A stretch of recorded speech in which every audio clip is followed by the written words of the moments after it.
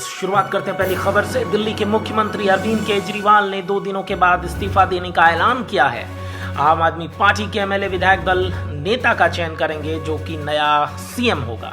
CM की race में मंत्री आतिशी, सौरभ भारद्वाज, कैलाश गहलोत समेत कई नाम हैं। हालांकि ज्यादा संभावना आतिशी के अगले मुख्यमंत्री बनने की है। केजरीवाल ने कहा है कि जब तक जनता उन्हें ईमानदारी का सर्टिफिकेट नहीं देती है तब तक वह मुख्यमंत्री पद की कुर्सी पर नहीं बैठेंगे। केजरीवाल ने भले इस्तीफे का ऐलान आज किया हो, लेकिन पटकथा बहुत पहले ही तैयार कर ली थी। सूत्रों के हवाले से बताया गया है कि जब अरविंद केजरीवाल शराब घोटाले में तिहाड़ जेल में बंद थे तभी उन्होंने इस्तीफा देने का मन बना लिया था। हालांकि उन्होंने ये तय किया था कि उस समय इस्तीफा नहीं देंगे, बल्कि जेल से बाहर आने के बाद सीएम पद छोड़ देंगे। केजरीवाल को पिछले दिनों ही सुप्रीम कोर्ट से जमानत मिली है, जिसके बाद वे तिहाड़ से बाहर आए। इसके बाद उन्होंने आम आदमी पार्टी के वरिष्ठ नेताओं के साथ बैठक की, जहां पर उन्हें इस्तीफे की बात बताई गई। केजरीवाल का नाम जब से शराब घोटाले में आया है तभी से बीजेपी उनका इस्तीफा मांग रही थी। इस्तीफा का ऐलान करते हुए केजरीवाल ने चुनाव आयोग से जल्द चुनाव करवाने की भी मांग की। इस साल के अंत में होने वाले महाराष्ट्र और झारखंड के साथ ही दिल्ली का चुनाव भी करवाए जाने की मांग की गई है। अरविंद केजरीवाल ने कहा है कि वो सीएम पद से, मुख्यमंत्री पद से इस्तीफा दे रहे हैं। ना ही वो सीएम बनेंगे और ना ही मनीष सिसोदिया जो है वो सीएम बनेंगे। तो इससे स्पष्ट हो जाता है कि कोई तीसरा आदमी ही सीएम होगा। वहीं दिल्ली विधानसभा का कार्यकाल अगले साल फरवरी तक का है। कार्यकर्ताओं को संबोधित करने के लिए पत्नी सुनीता के साथ पार्टी मुख्यालय में पहुंचे केजरीवाल ने कहा कि वह सीएम और मनीष सिसोदिया उप मुख्यमंत्री तभी बनेंगे जब लोग कहेंगे कि हम ईमानदार हैं। सिसोदिया को आबकारी नीति मामले में पिछले महीने जमानत मिली थी। केजरीवाल ने कहा, मैं 2 दिन बाद इस्तीफा दे दूंगा और लोगों से पूछूंगा कि क्या मैं ईमानदार हूं। जब तक वे जवाब नहीं देते मैं मुख्यमंत्री की कुर्सी पर नहीं बैठूंगा। वहीं पर जो है आगे की ओर बात करें तो इस्तीफा जो है अरविंद केजरीवाल का, उसे विपक्षी दलों ने नाटक बताया है।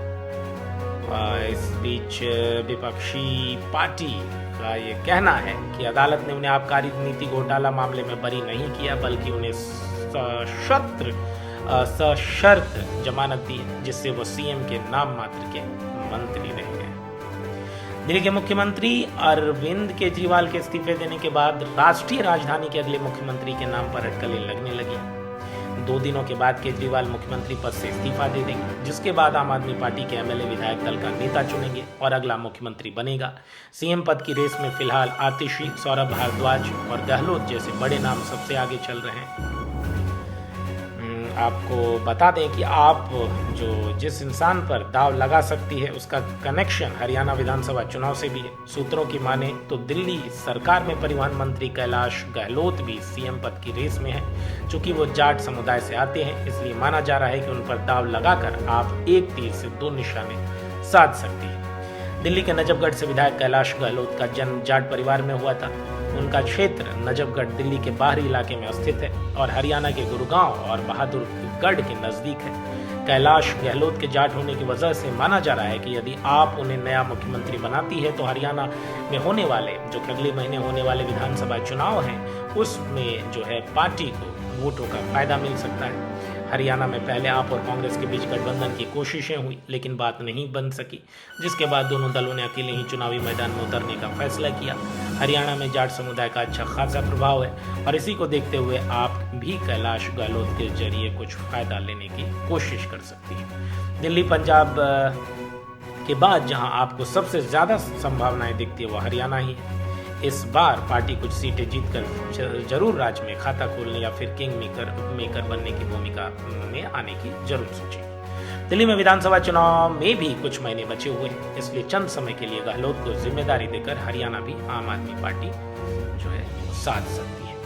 इस बीच कैलाश गहलोत को सीएम बनाए जाने की राह बताया जा रहा है कि इतनी आसान नहीं है। दरअसल केजरीवाल, सिसोदिया के जैसे ही कैलाश गहलोत भी दिल्ली के कथित शराब घोटाले में फंसे हुए हैं। इस साल मार्च में ही ईडी ने गहलोत से मनी लॉन्ड्रिंग के मामले में 5 घंटे तक दफ्तर में पूछताछ की थी। ऐसे में यह संभावना है कि दिल्ली चुनाव करीब होने की वजह से आम आदमी पार्टी ऐसे ही नेता पर दाव लगाए जिसकी छवि दागदार नहीं हो, वरना कोई एक एक्शन भी पार्टी के लिए मुसीबत खड़ी कर सकता है। आतिशी, सौरभ गहलोत के अलावा सीएम पद की रेस में गोपाल राय का भी नाम है।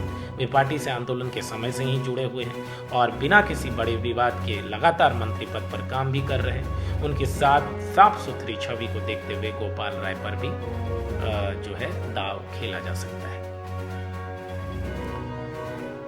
वहीं बात करें कि